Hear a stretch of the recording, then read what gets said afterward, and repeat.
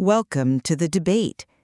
Have you ever noticed that when aerospace engineers want to build a radically new type of aircraft, they don't just, sketch out the aerodynamics on a whiteboard and then immediately start mass producing a fleet of commercial jets? Right, no, they build scale models. They put them in a wind tunnel first to see what actually happens. Exactly. They isolate the variables. They control the airflow, they measure the drag, and they watch what happens when theoretical physics actually hits physical reality. Yeah, And if the wings snap off in a wind tunnel, well, nobody gets hurt. right. It's just a broken piece of resin. Exactly, just a piece of resin, and the engineers learn exactly what went wrong. But when we talk about human society, we don't really use wind tunnels. We are currently flying the plane while simultaneously yelling at all the other passengers about how to, redesign the engine at 30,000 feet. That is a very generous way of describing our current geopolitical landscape, I have to say. Yeah, well, I try to be generous.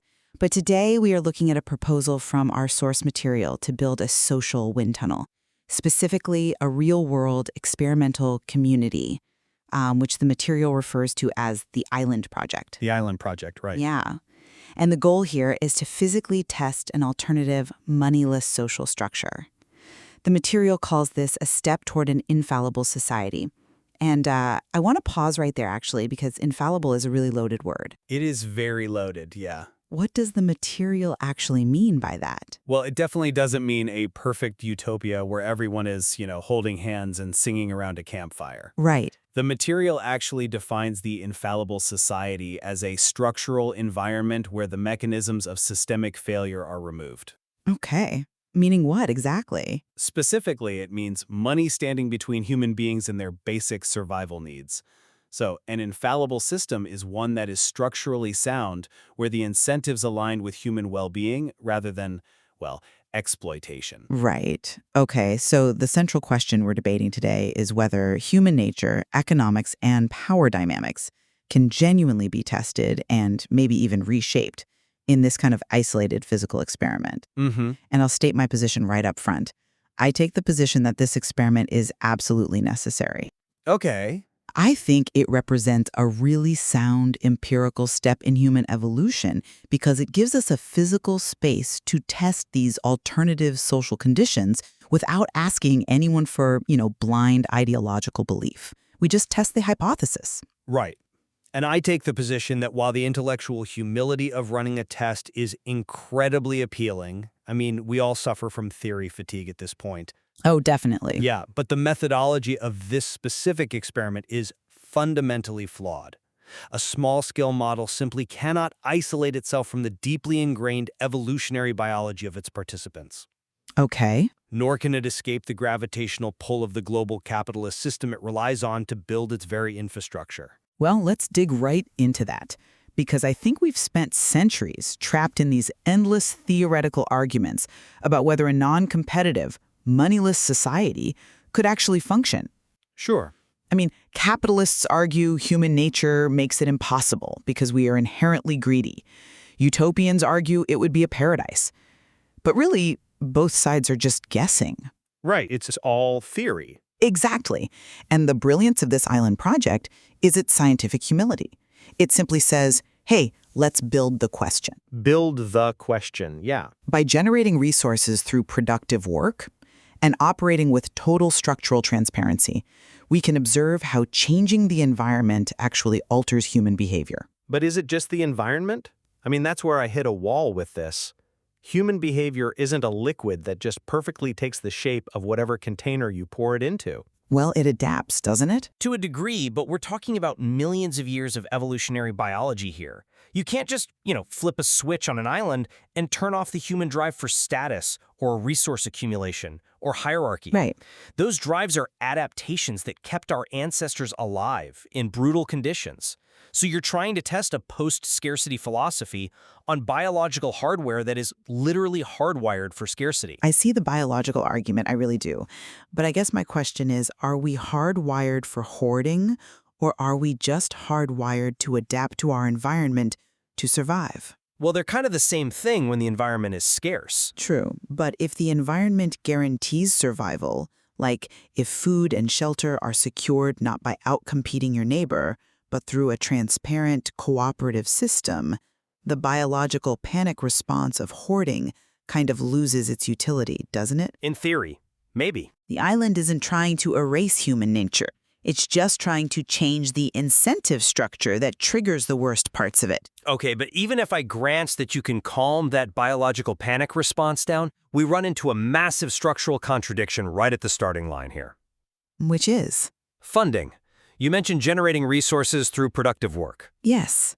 The source material specifies that this project shouldn't ask for charity. It should fund itself by selling books, monetizing videos, and providing education in the current marketplace. Correct. Trading value for value. Right, but walk me through how that doesn't immediately corrupt the baseline of the experiment. How so? Well, you're attempting to test a completely moneyless system, right? A society that transcends supply, demand, and profit? Right. Yet the entire existence of this test facility is predicated on market transactions. You are incentivizing the creators of this project to maximize book sales and video views. How can you grow a plant in poisoned soil to prove it can survive without poison? Okay, that's a fair challenge. Let me try a different analogy here. Go for it. Imagine we are trying to build a completely green, clean energy grid. Like we want a massive solar and wind infrastructure that will eventually provide zero-emission electricity to an entire region. Okay, I'm with you. How do you build those wind turbines right now? You have to use diesel-powered construction equipment. You have to use gas-powered cranes and heavy-duty trucks to transport the solar panels. Oh, I see where you're going. So we are using fossil fuels to build the fossil fuel-free future. Exactly. The temporary use of the old system's tools does not invalidate the new system being built. The diesel crane is the mechanism of transition. It's not the final destination. Right. So the books and the videos, those are the diesel cranes of the island project. If someone buys a book because they want to read it, that is a voluntary exchange of value. Sure. And the revenue generated is just the fuel used to build the physical infrastructure where money will eventually become obsolete. You have to start exactly where humanity currently is.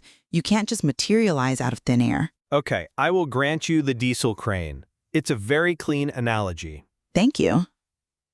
But let's talk about who is actually driving that crane. Okay. Because if the revenue from these books and videos is accumulating, someone has to manage it. And this brings up a really interesting mandate from the source material, which is that the project's creators should remain anonymous. Right. The anonymous founder. Yes, the idea is that anonymity prevents a cult of personality, making the project larger than the name, right? But if I don't know who's managing all this book revenue, how is that not just a secret society? Well, because the mandate for anonymity is paired with a non-negotiable mandate for absolute transparency. But those contradict each other. No, they don't. You cannot criticize secrecy while building a secret system. The material is very clear about that. The identity of the founder is hidden, yes, but the mechanics of the system are entirely public. Hold on. How do you have an anonymous leader and a transparent system at the exact same time? In the real world, those two concepts are in direct tension. If there is a dispute over the funds, who is held accountable? Think of it like open source software, or like the foundational code of the internet, or even the Bitcoin blockchain. Okay, the blockchain. Right. We don't need to know the true identity of Satoshi Nakamoto to verify that a Bitcoin transaction is mathematically valid, right? Because the ledger is public. Exactly. Because the ledger is entirely public. In the case of the island, the community sees a public ledger of exactly where every single resource comes from, every book sale, every video view. Mm-hmm. And they see exactly where it goes. Housing, plumbing, agriculture. If the community can track every nail and every plank of wood, the actual identity of the founder is basically irrelevant. I see the logic. The transparency of a system protects against corruption, while the anonymity of the founder protects against the human tendency to, worship leaders. Okay, that works beautifully on a server. But human social dynamics do not operate on a blockchain. Well, no, really, think about it. Open source code is digital. It exists in a mathematical vacuum. A physical island requires plumbing. It requires actual conflict resolution. Sure, it's messy. Extremely messy. Let's talk about how this actually plays out in a physical space. Say there is one beautiful house near the beach on this island, okay? Okay, the beach house scenario. Right. And there are 5 families who all want to live in it. Now, in our current system, the person with the most money outbids the others. Which is a terrible system. It's a brutal mechanism, I agree, but it is a mechanism. It resolves the conflict. If there is no money and no central leader to appeal to because they're anonymous, what is the exact mechanism to decide who gets that beach house? Okay, hold on. I want to make sure I'm addressing this properly, because the resource allocation problem is usually where these theoretical models break down. Right, it's the classic hurdle. If we eliminate price as a mechanism, we obviously have to replace it with a different metric. The material suggests that decisions in the society are based on functional necessity and measurable contribution, and all of this is tracked transparently. But how do you measure contribution without a pricing mechanism? Like if I grow 100 tomatoes for the community and you write a beautiful poem that everyone enjoys, who contributed more? Well, How does a public ledger calculate the exchange rate between agriculture and art? it can't. It does it by separating biological necessity from social preference. The tomatoes satisfy a biological baseline, right? We need them to not starve. Right. The poem satisfies a psychological baseline. The transparent ledger wouldn't try to equate them with a dollar value. Instead, access to scarce resources, like your beach house, Yes, who gets the house? it could be managed through transparent rotation, or a lottery, or a consensus vote based on who has put the most measurable labor into the community's critical infrastructure. Oh, wow. The point isn't that there won't be disagreements. There will always be disagreements. The point is that the mechanism for resolving the disagreement is entirely visible to everyone. And crucially, it doesn't leave the losers starving on the street. But notice what you just did there. You just introduced rotation, lotteries, and consensus voting? Yes, conflict resolution. No, that is politics. You have just recreated a political state. I wouldn't call it a state. When adults and children are living in a physical space, informal hierarchies inevitably emerge. The most charismatic person at that consensus meeting is going to get the beach house. Not necessarily. Absolutely they will. By trying to engineer a system immune to financial hoarding, you might just create a system that is entirely vulnerable to social manipulation. Okay, but even if informal social hierarchies emerge, a hierarchy based on persuasion, contribution, and public consensus is a massive evolutionary step forward from a hierarchy based on who inherited the most capital. Is it? Yes. It changes the expression of our biological drives. People might still compete, sure, but instead of competing to hoard wealth and starve their neighbors, they compete for social prestige by contributing the most value to the community. But that assumes the population of this island behaves rationally. And this points to an even deeper methodological flaw, which is the problem of scalability and selection bias. You mean the Hawthorne effect? Exactly, the Hawthorne effect. People alter their behavior when they know they are part of an experiment. Sure. You are talking about extrapolating global data from an isolated microcosm, a self-selected group of highly motivated, ideologically aligned volunteers who are willing to pack up and move to an experimental island represents a massive statistical edge case. They're pioneers, yeah. They do not represent the entirety of human civilization. If you put 100 deeply committed people in an isolated environment, of course they might cooperate better than a random cross-section of a major metropolis. So can we really learn anything universally applicable about broader human morality from such an artificial environment? That is a fair critique of the initial data set, I'll give you that. But you have to establish a baseline somewhere. Right. The island is not designed to be the final, perfect model that we immediately copy-paste across the globe. As the material notes, it is just the beginning of a question. The beginning. Yes, the first participants might be highly motivated volunteers. But if that first community proves that humans can cooperate and maintain advanced infrastructure without financial incentives, it shatters the prevailing narrative that human beings are innately and irreversibly selfish. That alone shifts the global paradigm. We have historical precedents that challenge that optimism, though. Like what? Look at the 19th century. We saw hundreds of intentional communities, from New Harmony to Brook Farm. They attempted to isolate themselves, remove traditional currency, and operate on pure cooperation. Right, the commune movement. And almost all of them fractured. And they didn't fracture because of outside capitalist pressure. They fractured because of internal human nature. Well, Petty grievances, disputes over who had to do the hard labor, charismatic leaders manipulating the rules. To assert that this time human nature won't assert itself in the exact same ways seems a bit, I don't know, naive. I think comparing this to 19th century communes ignores the massive technological leap we've made since then. How does technology change human nature? Brook Farm didn't have the internet. They didn't have real-time, globally verifiable digital ledgers to prevent corruption. More importantly, they didn't have advanced automation to handle the drudgery of basic survival. Okay. They were trying to build a post-scarcity philosophy in an era of intense physical scarcity. It was bound to fail. So technology is just the magic wand here? Not magic, just leverage. The island experiment uses modern technology to solve the baseline scarcity problem first. Furthermore, those previous intentional communities demanded that their members believe in a specific spiritual or ideological dogma. That's true. Many were religious. They were cults of belief. The Island Project is defined by its lack of dogma. If a system for agricultural distribution fails, you don't pray about it, you look at the data and fix it. You iterate, exactly like a software update. I understand the appeal of treating society like software. I really do. But a social experiment is not a sterile line of code. Which brings me to what I think is actually the most critical issue here. Wishes. The real human cost of this experiment. The source material has this incredibly detached view of failure. Detached? Yes, it claims that if the idea is proven wrong or fails, we simply study it and learn something valuable.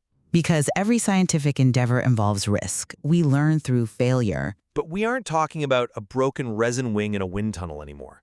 We're talking about people's homes, their livelihoods, and crucially their children. Okay. You're talking about gathering data. I'm talking about a family who spends 15 years on this island. They raise kids in a completely moneyless, alternative social structure. Right. Those kids have no concept of a credit score, no traditional academic transcripts, no understanding of a wage economy. Now imagine the experiment goes bankrupt or collapses under its own weight. What happens to those human beings? Well, They are suddenly dumped back into the global capitalist system, entirely unequipped to survive in it. Is it ethically sound to treat a living, breathing community simply as a question made physical? That is the heaviest question surrounding this entire project, and I'm glad you brought it up, and I want to push back on it firmly, because it measures the risk of the experiment against an assumption of safety in the status quo. Well, the status quo has safety nets. Imperfect ones, sure, but they exist. The status quo is an ongoing experiment that is routinely and catastrophically failing billions of people right now. I'm not denying that. We have systemic poverty, artificial scarcity, global ecological degradation, and staggering mental health crisis directly tied to financial stress. To worry about a hypothetical child on the island lacking a credit score while ignoring the millions of children currently starving in a world that produces enough food to feed them twice over is a massive miscalibration of risk. I'm not defending global poverty. I'm questioning the responsibility we have to the specific individuals we place in this sociological test tube. And those individuals would be fully informed volunteers, choosing to risk something new rather than passively accepting what they have inherited.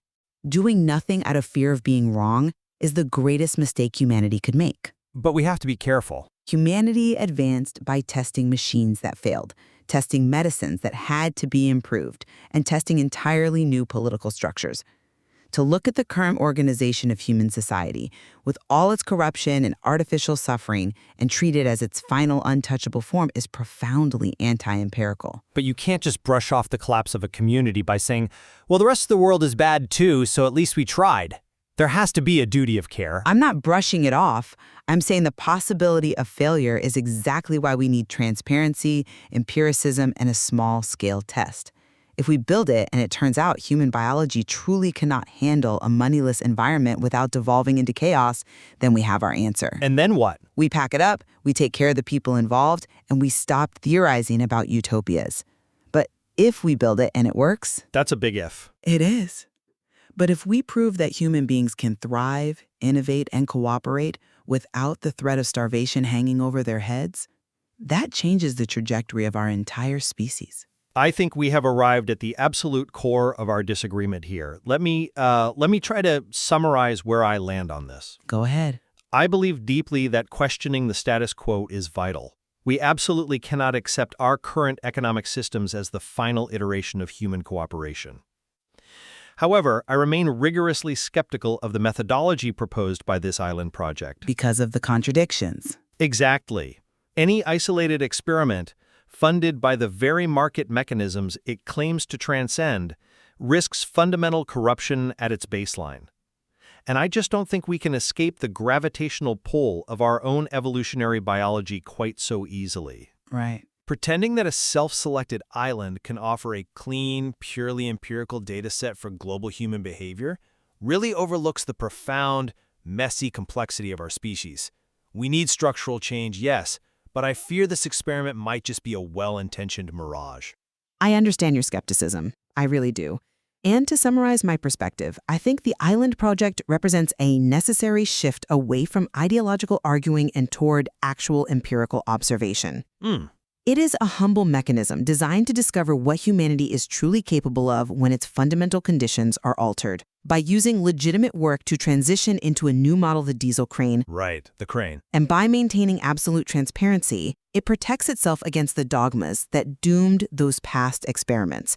It doesn't demand perfection, it just demands curiosity. It asks us to look at the evidence instead of our assumptions. You know, I will say, despite my deep reservations about the mechanics of the beach house and the diesel crane, there is a powerful point of convergence here. Oh. Yeah. The notion presented in the source material that civilization itself is an unfinished experiment is a striking concept. It really is. We are, all of us, participating in a system that was built by people no smarter than we are today. Exactly. Asking people to question the inheritance of our society, our assumptions about money, power, and the necessity of competition is an inherently valuable pursuit. It is. Whether attempting to build the answer physically on an island is the right next step, well, that's something our listeners will have to weigh for themselves. Indeed. We started this discussion talking about wind tunnels and airplanes.